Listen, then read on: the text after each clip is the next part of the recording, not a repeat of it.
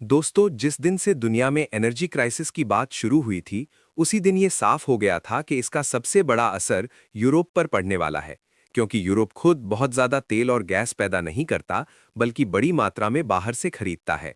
लेकिन अब जो घटनाएं सामने आ रही हैं, वो दिखा रही हैं कि यूरोप की मुश्किलें केवल बढ़ ही नहीं रहीं, बल्कि तेज़ी से गहरी होती जा रही हैं।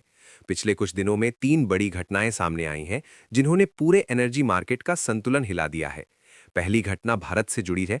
भारत की बड़ी कंपनी रिलायंस ने यूरोप भेजे जा रहे 2 बड़े फ्यूल टैंकर अचानक वापस बुला लिए। इन टैंकरों में डीजल और जेट फ्यूल लोड था, जो यूरोप के बाजार में पहुंचने वाला था, लेकिन रास्ते में ही फैसला बदल दिया गया। ऐसे में सवाल ये उठता है कि भारत ने अचानक यूरोप को भेजे जाने वाले डीजल को एशिया के किसी एक देश में क्यों भेज दिया। चलिए पूरी डेवलपमेंट को इस वीडियो में समझते हैं। लेकिन आगे बढ़ने से पहले वीडियो को लाइक करके चैनल को सब्सक्राइब जरूर कर लीजिए। सबसे पहले ये समझिए कि रिलायंस ने इन टैंकरों को यूरोप भेजने की बजाय सिंगापुर की तरफ मोड़ दिया। इसका सीधा सा कारण था कि एशिया के किसी खरीदार ने वही फ्यूल खरीदने के लिए यूरोप से ज्यादा कीमत देने की पेशकश कर दी थी। यानी जहां ज्यादा मुनाफा मिला, वही माल बेच दिया गया। इससे ये साफ हो गया कि इस समय एनर्जी मार्केट में भाव ही सबसे बड़ी ताकत बन गया है। दूसरी बड़ी घटना एलएनजी यानी लिक्विफाइड नेचुरल गैस से जुड़ी हुई है। अमेरिका और अफ्रीका के देश नाइजीरिया से निकले कुछ एलएनजी टैंकर मूल रूप से यूरोप जाने वाले थे। इनका रूट फ्रांस और जर्मनी की तरफ तय किया गया था, लेकिन रास्ते में ही इन टैंकरों ने अपना रास्ता बदल लिया और एशिया की तरफ मुड़ गए। यहाँ पर दिलचस्प बात यह है कि जापान की एक कंपनी ने उन्हीं टैंकरों के मालिकों को थोड़ा ज्यादा पैसा देने का ऑफर दे दिया। बस फिर क्या था, टैंकर मालिकों ने तुरंत फैसला बदल दिया। जो गैस यूरोप पहुंचने वाली थी, वही अब जापान की तरफ भेज दी गई। यानी यूरोप को सीधे तौर पर एशिया ने कीमत के मामले में पीछे छोड़ दिया। अगर इसे आसान भाषा में समझें तो दुनिया में इस समय एनर्जी की मांग इतनी ज्यादा है कि जो भी देश थोड़ा ज्यादा पैसा देने को तैयार है, वही तेल और गैस खरीद पा रहा है। और इस दौड़ में एशिया की बड़ी अर्थव्यवस्थाएं तेजी से आगे निकलती दिख रही हैं। चीन, भारत, जापान और दक्षिण कोरिया जैसे देश मिलकर दुनिया का सबसे बड़ा एनर्जी इंपोर्टिंग रीजन बनाते हैं। यही वजह है कि एशिया के खरीदार जरूरत पड़ने पर थोड़ा ज्यादा पैसा देने से भी पीछे नहीं हट रहे हैं। दूसरी तरफ यूरोप पहले से ही महंगी ऊर्जा से जूझ रहा है, इसलिए हर बार ज्यादा बोली लगाना उसके लिए आसान नहीं है। नतीजा ये हो रहा है कि कई बार यूरोप के लिए तय किए गए टैंकर बीच रास्ते से ही एशिया की तरफ मुड़ जा रहे हैं। लेकिन कहानी यहीं खत्म नहीं होती। तीसरी और शायद सबसे बड़ी घटना रूस से जुड़ी है, जिसने पूरे समीकरण को और बदल दिया है। रूस के deputy prime minister Alexander Novak ने साफ संकेत दिया है कि रूस अब यूरोप की बजाय एशिया के बाजारों को ज्यादा प्राथमिकता दे सकता है। उन्होंने कहा कि रूस की ऊर्जा कंपनियां इस बात की संभावना देख रही हैं कि यूरोप जाने वाली गैस को दूसरी मार्केट्स में भेज दिया जाए। यानी भारत, चीन, थाईलैंड और फिलीपींस जैसे देशों को गैस सप्लाई बढ़ाई जा सकती है। इसका मतलब साफ है कि अब ऊर्जा की लड़ाई में बाजार और मुनाफा सबसे बड़ी ताकत बन चुके हैं। और यही वो स्थिति है जिसने यूरोप की चिंता को कई गुना बढ़ा दिया है, क्योंकि जिस गैस और तेल पर उसकी इंडस्ट्री और अर्थव्यवस्था टिकी हुई है, वही अब धीरे धीरे एशिया की तरफ मुड़ती दिखाई दे रही है। यही वजह है कि यूरोप में एनर्जी क्राइसिस की चर्चा अब और तेज हो गई है।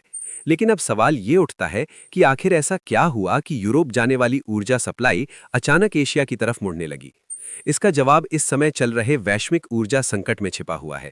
जैसे ही पश्चिम एशिया के समुद्री रास्तों में तनाव बढ़ा, वैसे ही कई महत्वपूर्ण ट्रेड रूट प्रभावित होने लगे। अनुमान है कि लगभग 20% वैश्विक तेल और गैस व्यापार किसी न किसी रूप में बाधित हुआ है। जब सप्लाई कम होती है और मांग लगातार बनी रहती है, तब कीमतें तेजी से बढ़ने लगती हैं। यूरोप में ठीक यही स्थिति देखने को मिली। मार्च के शुरुआती दिनों में ही यूरोप के गैस बाजार में कीमतों में लगभग 50% तक की तेजी दर्ज की गई थी। उस समय भी तनाव पूरी तरह चरम पर नहीं पहुंचा था, लेकिन बाजार पहले ही घबराहट में आ चुका था। यूरोप की एक बड़ी कमजोरी ये भी है कि उसकी ऊर्जा निर्भरता बहुत ज्यादा है। यूरोपियन यूनियन अपनी गैस का बड़ा हिस्सा बाहर से आयात करती है। कई देशों की इंडस्ट्री और बिजली उत्पादन सीधे गैस सप्लाई पर निर्भर है। जैसे ही सप्लाई में थोड़ी भी अनिश्चितता आती है, पूरे बाजार में असर दिखाई देने लगता है। इसी दौरान 3 बड़े एलएनजी कार्गो सामने आए, जो मूल रूप से यूरोप जाने वाले थे। इनमें से 2 अमेरिका से आए थे और एक नाइजीरिया से निकला था। इनका रास्ता फ्रांस और जर्मनी की तरफ तय था, लेकिन रास्ते में ही एशिया के खरीदारों ने ज्यादा कीमत देने का ऑफर दिया और पूरा खेल बदल गया। जापान की एक कंपनी ने एलएनजी के लिए लगभग $4 प्रति मिलियन बीटीयू ज्यादा देने की पेशकश कर दी। सुनने में ये रकम छोटी लगती है, लेकिन जब इसे पूरे टैंकर के हिसाब से देखा जाए तो मुनाफा लाखों डॉलर तक पहुंच जाता है। इसी वजह से जो गैस यूरोप जाने वाली थी वो अचानक जापान की तरफ भेज दी गई। इसी तरह रिलायंस इंडस्ट्रीज का मामला भी सामने आया। रिलायंस की जामनगर रिफाइनरी दुनिया की सबसे बड़ी रिफाइनिंग कॉम्प्लेक्स में से एक मानी जाती है और यहां से बड़ी मात्रा में डीजल और जेट फ्यूल यूरोप को निर्यात किया जाता है। लेकिन इस बार कंपनी ने यूरोप जाने वाले 2 टैंकरों का रास्ता बदल दिया। पहला टैंकर लगभग 1 लाख मीट्रिक टन डीजल लेकर जा रहा था और दूसरा टैंकर लगभग 75,000 टन जेट फ्यूल लेकर रवाना हुआ था।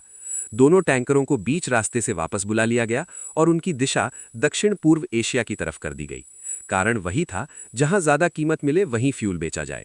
इस पूरी घटना से एक बात साफ हो जाती है कि दुनिया का ऊर्जा बाजार अब पूरी तरह प्रतिस्पर्धा के आधार पर चल रहा है।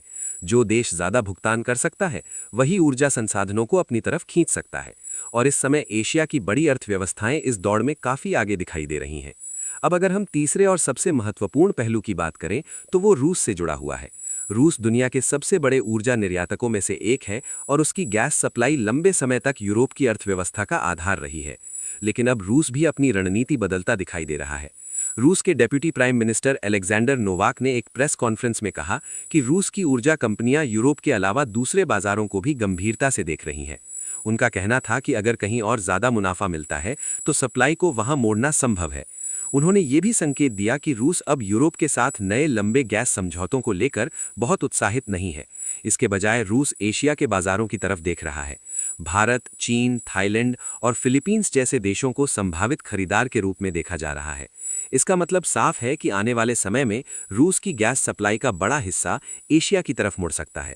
अगर ऐसा होता है तो यूरोप के लिए स्थिति और मुश्किल हो सकती है, क्योंकि उसकी पारंपरिक सप्लाई लाइन कमजोर पड़ जाएगी। पूरी तस्वीर को देखें तो ये केवल ऊर्जा संकट की कहानी नहीं है, बल्कि वैश्विक ताकत के बदलते संतुलन की कहानी भी है। एक समय था जब यूरोप और पश्चिमी देश बाजार में सबसे मजबूत खरीदार माने जाते थे, लेकिन अब एशिया की अर्थव्यवस्थाएं तेजी से आगे बढ़ रही हैं। आज चीन, भारत, जापान और दक्षिण कोरिया जैसे देश मिलकर दुनिया का सबसे बड़ा एनर्जी इंपोर्टिंग रीजन बनाते हैं। यही वजह है कि एशिया के खरीदार जरूरत पड़ने पर थोड़ा ज्यादा पैसा देने से भी पीछे नहीं हट रहे हैं। दूसरी तरफ यूरोप पहले से ही महंगी ऊर्जा से जूझ रहा है, इसलिए हर बार ज्यादा बोली लगाना उसके लिए आसान नहीं है। नतीजा ये हो रहा है कि कई बार यूरोप के लिए तय किए गए टैंकर बीच रास्ते से ही एशिया की तरफ मुड़ जा रहे हैं। लेकिन कहानी यहीं खत्म नहीं होती। तीसरी और शायद सबसे बड़ी घटना रूस से जुड़ी है, जिसने पूरे समीकरण को और बदल दिया है। रूस के deputy prime minister Alexander Novak ने एक प्रेस कॉन्फ्रेंस में कहा कि रूस की ऊर्जा कंपनियां यूरोप के अलावा दूसरे बाजारों को भी गंभीरता से देख रही हैं। उनका कहना था कि अगर कहीं और ज्यादा मुनाफा मिलता है तो सप्लाई को वहां मोड़ना संभव है। उन्होंने ये भी संकेत दिया कि रूस अब यूरोप के साथ नए लंबे गैस समझौतों को लेकर बहुत उत्साहित नहीं है। इसके बजाय रूस एशिया के बाजारों की तरफ देख रहा है। भारत, चीन, थाईलैंड और फिलीपींस जैसे देशों को संभावित खरीदार के रूप में देखा जा रहा है। इसका मतलब साफ है कि आने वाले समय में रूस की गैस सप्लाई का बड़ा हिस्सा एशिया की तरफ मुड़ सकता है। अगर ऐसा होता है तो यूरोप के लिए स्थिति और मुश्किल हो सकती है, क्योंकि उसकी पारंपरिक सप्लाई लाइन कमजोर पड़ जाएगी। पूरी तस्वीर को देखें तो ये केवल ऊर्जा संकट की कहानी नहीं है, बल्कि वैश्विक ताकत के बदलते संतुलन की कहानी भी है। एक समय था जब यूरोप और पश्चिमी देश बाजार में सबसे मजबूत खरीदार माने जाते थे, लेकिन अब एशिया की अर्थव्यवस्थाएं तेजी से आगे बढ़ रही हैं। आज चीन, भारत, जापान और दक्षिण कोरिया जैसे देश मिलकर दुनिया का सबसे बड़ा एनर्जी इंपोर्टिंग रीजन बनाते हैं। यही वजह है कि एशिया के खरीदार जरूरत पड़ने पर थोड़ा ज्यादा पैसा देने से भी पीछे नहीं हट रहे हैं। दूसरी तरफ यूरोप पहले से ही महंगी ऊर्जा से जूझ रहा है, इसलिए हर बार ज्यादा बोली लगाना उसके लिए आसान नहीं है। नतीजा ये हो रहा है कि कई बार यूरोप के लिए तय किए गए टैंकर बीच रास्ते से ही एशिया की तरफ मुड़ जा रहे हैं। लेकिन कहानी यहीं खत्म नहीं होती। तीसरी और शायद सबसे बड़ी घटना रूस से जुड़ी है, जिसने पूरे समीकरण को और बदल दिया है। रूस के deputy prime minister Alexander Novak ने एक प्रेस कॉन्फ्रेंस में कहा कि रूस की ऊर्जा कंपनियां यूरोप के अलावा दूसरे बाजारों को भी गंभीरता से देख रही हैं। उनका कहना था कि अगर कहीं और ज्यादा मुनाफा मिलता है तो सप्लाई को वहां मोड़ना संभव है। उन्होंने ये भी संकेत दिया कि रूस अब यूरोप के साथ नए लंबे गैस समझौतों को लेकर बहुत उत्साहित नहीं है। इसके बजाय रूस एशिया के बाजारों की तरफ देख रहा है। भारत, चीन, थाईलैंड और फिलीपींस जैसे देशों को संभावित खरीदार के रूप में देखा जा रहा है। इसका मतलब साफ है कि आने वाले समय में रूस की गैस सप्लाई का बड़ा हिस्सा एशिया की तरफ मुड़ सकता है। अगर ऐसा होता है तो यूरोप के लिए स्थिति और मुश्किल हो सकती है, क्योंकि उसकी पारंपरिक सप्लाई लाइन कमजोर पड़ जाएगी। पूरी तस्वीर को देखें तो ये केवल ऊर्जा संकट की कहानी नहीं है, बल्कि वैश्विक ताकत के बदलते संतुलन की कहानी भी है। एक समय था जब यूरोप और पश्चिमी देश बाजार में सबसे मजबूत खरीदार माने जाते थे, लेकिन अब एशिया की अर्थव्यवस्थाएं तेजी से आगे बढ़ रही हैं। आज चीन, भारत, जापान और दक्षिण कोरिया जैसे देश मिलकर दुनिया का सबसे बड़ा एनर्जी इंपोर्टिंग रीजन बनाते हैं। यही वजह है कि एशिया के खरीदार जरूरत पड़ने पर थोड़ा ज्यादा पैसा देने से भी पीछे नहीं हट रहे हैं। दूसरी तरफ यूरोप पहले से ही महंगी ऊर्जा से जूझ रहा है, इसलिए हर बार ज्यादा बोली लगाना उसके लिए आसान नहीं है। नतीजा ये हो रहा है कि कई बार यूरोप के लिए तय किए गए टैंकर बीच रास्ते से ही एशिया की तरफ मुड़ जा रहे हैं। लेकिन कहानी यहीं खत्म नहीं होती। तीसरी और शायद सबसे बड़ी घटना रूस से जुड़ी है, जिसने पूरे समीकरण को और बदल दिया है। रूस के deputy prime minister Alexander Novak ने एक प्रेस कॉन्फ्रेंस में कहा कि रूस की ऊर्जा कंपनियां यूरोप के अलावा दूसरे बाजारों को भी